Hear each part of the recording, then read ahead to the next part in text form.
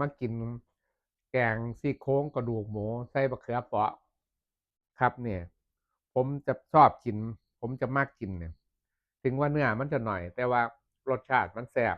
แต่ราคามันกับแพงกว่าเนื้อแดงเนื้อสดอีก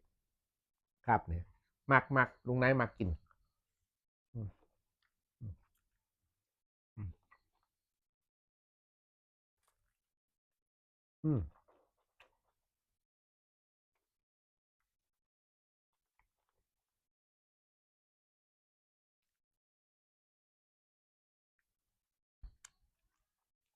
อืม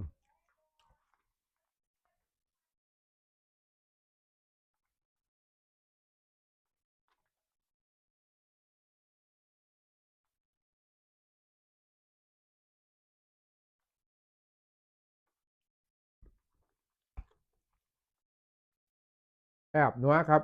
พี่น้องเยี่ยม